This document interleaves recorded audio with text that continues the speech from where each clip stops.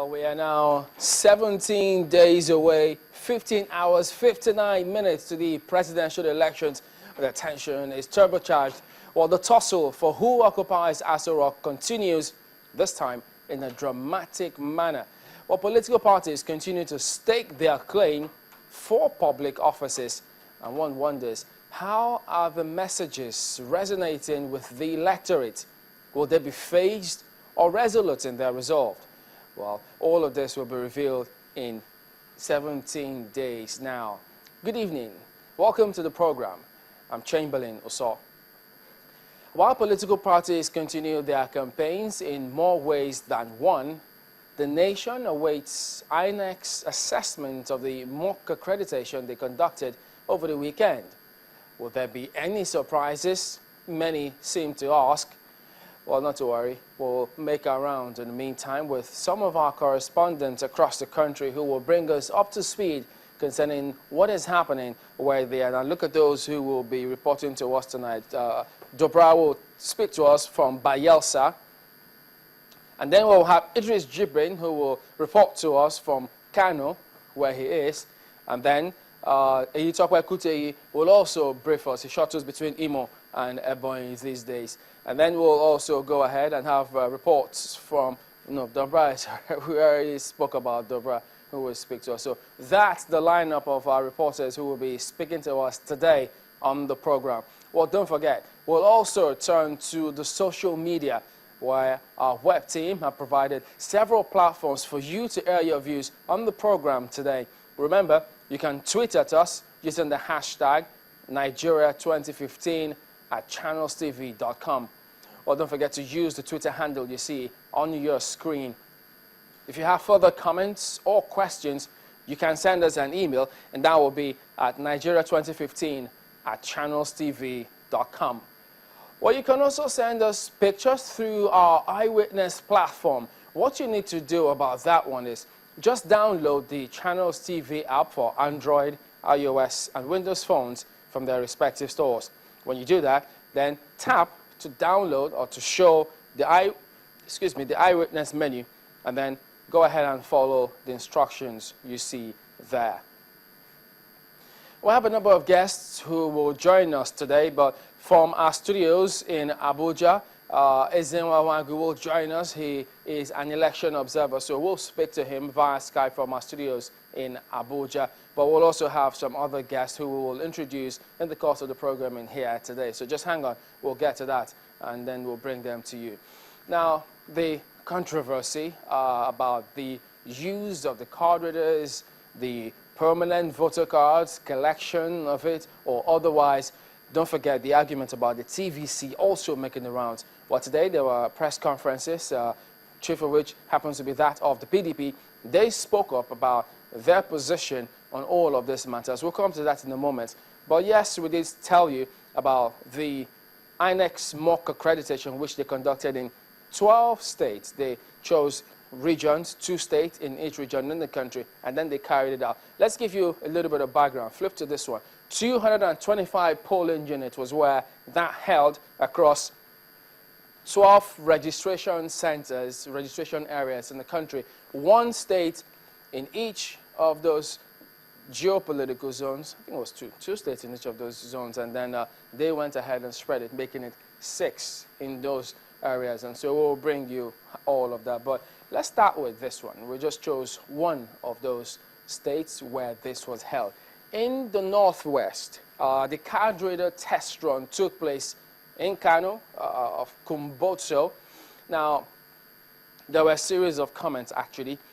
They had their challenges, they had their successes, but in Kano particularly, you understand that there was this large turnout. It was peacefully conducted, and then some of those challenges they had was that the card readers failed to recognize some fingerprints of some of the electorate who actually came there to be authenticated or get themselves accredited. And so there was that incident, which you also saw in film severally. We hope we can bring that to you for those who may have missed it, where they had to just use some sort of methylated spirit to wipe their thumb, wash their hands, and it happened in a number of areas, actually. But in Kano, that was the scenario. But then this is the comments that came through after the field testing in Damaleki, Kumbuto, they said it was successful. The resident electoral commissioner there, that's his verdict of what transpired. But don't forget, we're all waiting to see what INEC says about all of this that happened, especially that one in Kano. From the northwest, we'll move on to the north central region. In the north central region, Nasarawa State happens to be the one we're choosing today. Kokona, where that held in the northwest. Yes, they also had some challenges with that one. Initially, there was this skepticism on the time frame of the accreditation period. Well, that necessitated because it took time where verifying their cards and then all those thumbprinting items or events that took place took them a little bit of time. But they also had cases where the card readers rejected many of those would-be voters, so they had to try not just once, sometimes repeatedly with different fingers, also trying all of those to see what happens in different circumstances. So in Nasarawa State, that was a challenge they faced about theirs, where, yeah, don't forget, they also had this apathy in about 14 polling units faced all of those. Yeah, so you see, they also experienced that situation with the thumbprinting. But in spite of all, the resident electoral commissioner, Dr. Chris Iyimog, says, well, there were 10,243 registered voters, while only 1,799 were authenticated by the card reader. It raises some questions for many who are watching keenly how all of this plays out in the polity. Well, the other thing about this, it wasn't just in the south, in the north central region, onto the southeast now. Now, in the southeast, yes, it's Ebonyi, Abakaliki specifically, but there was more to this one, because after this, INEC released a statement which we'll tell you in just a moment. But about that in Ebonyi State, they also have their challenges, part of which was there was a slow authentication process, 20 minutes, and in some cases, more needed to be done. It didn't also recognize the fingerprints of some of those voters who had come with their PVCs to get themselves authenticated and then go through the process before they eventually will vote.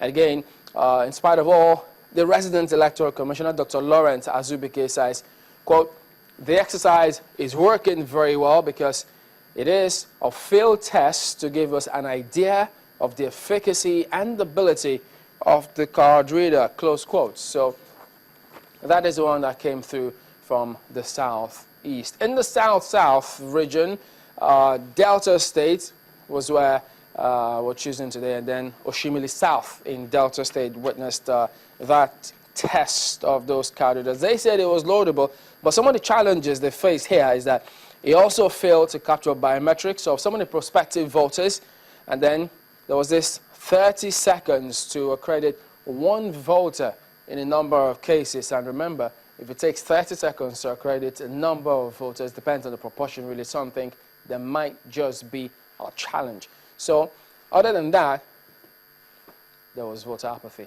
low turnout. They didn't come out as much as perhaps INEC would have expected, or maybe as much as politicians may also have expected. One could stand corrected on that one. So that's the situation in Delta. But now we also bring you the comment of Anyedi Korwak, who is the resident electoral commissioner in Delta State, who says, well, Deltans have now overcome the initial fear of the use of the cards. So talking about fear, that word pops up these days. Who's afraid of what? But that's the electoral commissioner in Delta State speaking about certain persons overcoming fear. That will be for those who actually came for that exercise, I reckon. So onto the southwest region. And in the southwest region, cameras also went to town and caught quite a number of activities as it played out on the day live, as a matter of fact. But in Ikeja, where they had their successes, they recorded some successes too. It was hitch-free across 50 polling units. But some of the challenges was the turnout was poor.